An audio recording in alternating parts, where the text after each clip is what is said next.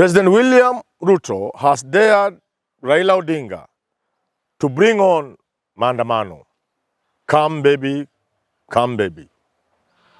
Raila Odinga has not only delivered, he has done so in style and has done so in a big way. If you look at the crowds, the charged crowd, if you look at what seems to be going on, you begin to doubt whether the president is operating from a realistic world. I know power has this bad habit of blocking our vision, blurring our vision, so that even things that are so obvious, the king never seems to see them. It will be dangerous for the president to pretend or to think that mass action is something he can control or play around. I listened to the president asking his interior minister, CS Professor Kithure Kindiki, ask Raila Odinga and his people to give you a schedule of their demonstrations, or whatever you call them, daily, weekly, monthly. Then I asked myself, do we really live in the same country? Can Nairobi function if you had demonstrations even just one day per week? They might choose the Thursday or Monday. It's a dim reminder, it's a grim reminder that we cannot go in that direction. You only need a handful of boys running in Nairobi, singing inawezekana, lero ni lero, for all shops to close. Is that the Kenya we want? Is that the Nairobi that can create jobs for the young people of this country? Certainly not. When there was looting, when looting went on in some supermarket in Eldoret about 2 weeks ago, I urged Kenyans and I begged them not to go in that direction. This is a fragile country. This is a country whose ethnic architecture can be exploited by bad people or people with bad intentions, and will destroy the country we all love. I've said this before. Anybody who welcomes Maandamano, the president included, must be a very poor student of history.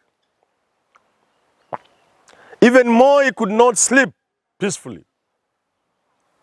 In those days, when detention laws were in place, the Preservation of Public Security Act, in those days, when we had a one-part state by law, in those days, when the West, led by America, closed not only one eye but both eyes to let dictators run amok in Africa and elsewhere, so long as they were not siding with the East. That was before the collapse of the Berlin Wall and the end of the Cold War. In those days, the president had sweeping powers. He could detain you. Many ugly things happened. Still, there were people who did things to terrorize the government, to push the government into respecting democracy and human rights. All those things that have brought us the new Kenya we have, including the new constitution and the multi-party democracy. They did so underground. I would invite the president and his men, interior minister. I would invite you, professor. You are an intellectual. Consult men who worked in the intelligence, the intel community of those days. They will tell you it was not easy. We cannot invite that. This country would go down. It's a country we love, all of us. Certainly I love it more than most of you people. Why am I so angry as I speak from this, under this mango tree in the famous Lombe village? Because the situation now is worse than it was when human rights activists and other people were pushing government. The situation is worse because the president doesn't have the power Jomo Kenyatta had. The president doesn't have the power Daniel Toroitich arap Moi had. Certainly the citizens are not the citizens we had those days. And this brings me to the really problem we might be facing. When the people pushed Moi, I want it to be known to the president and those next to around the president. When people pushed Moi hard, it wasn't the people. It was enlightened leadership. It was the leaders who could see the problems of this country. The ordinary people are not even seeing those problems. That must be taken into mind and consideration. People pushed Moi because they could see the problems and where the country was and where it was heading. Those who are leaders, political leaders and activists, civil society. But by and large, the common man was not aware of the suffering he was going through. Today, the situation is different. And I must point out this to the president. Today, we have millions of Kenyans who feel the pinch of the economic hardship. So when Raila speaks and calls them to action, it will be the people and not the leaders. It is the people suffering under these terrible conditions, joblessness,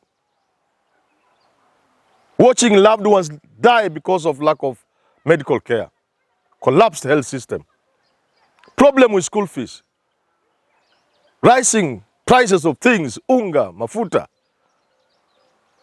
So the people are feeling it. And Ruto, President Ruto, should know it better than I. It is that he exploited to get the people to vote for him. And he knows it. So unlike the 1980s and 90s, it is not only the leaders who will be pushing. The people will be part of that because they feel the pinch. Number two, the president ought to understand that it will not be Raila and the leaders alone. It will be the people, because these are people who have watched as the president fails to make life better. They watch as the president fails to keep his campaign promises. Those of us who understand what the president is doing, we support him. It's long term. But the people now who are feeling the pinch, who will be part of these demonstrations, are people who are saying the president has not kept his promises. The people who will be part of the demonstrations and mass action are people who are watching as criminals are set free from a perception point of view. It is people who are getting convinced that the executive has captured the judiciary. People, not the leaders alone. It's people who are watching as the leaders become extravagant when Kenyans are suffering. So, unlike in the past, this mass action will be about people. And it could become ugly.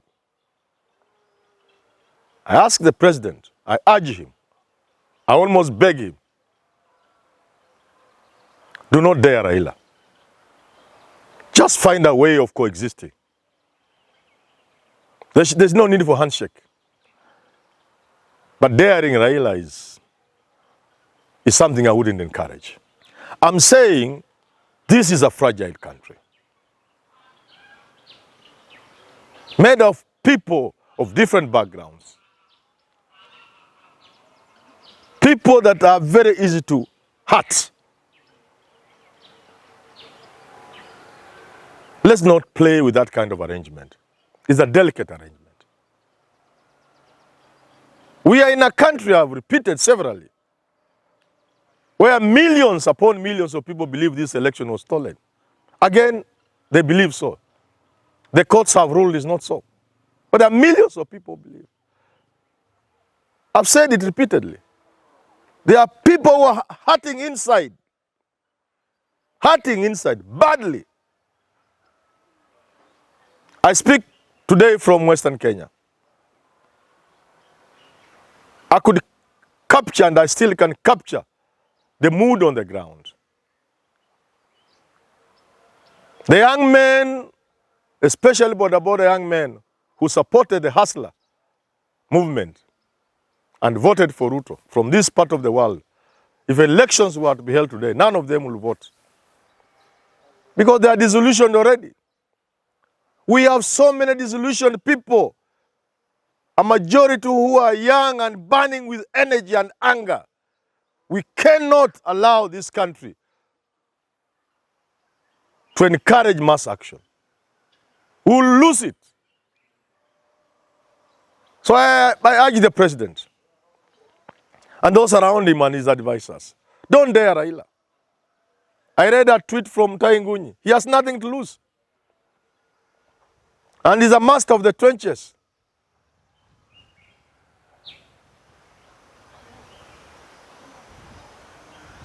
Let us talk to each other. Let's talk with each other. Let the president reach out to Raila and other people.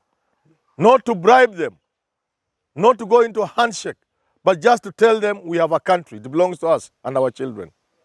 Elections are over. Not every football match is officiated fairly, but there's always a winner, and there's always tomorrow. But to keep daring Raila, calling them names, and referring to an election that is gone, in a country where millions of people believe the election was stolen.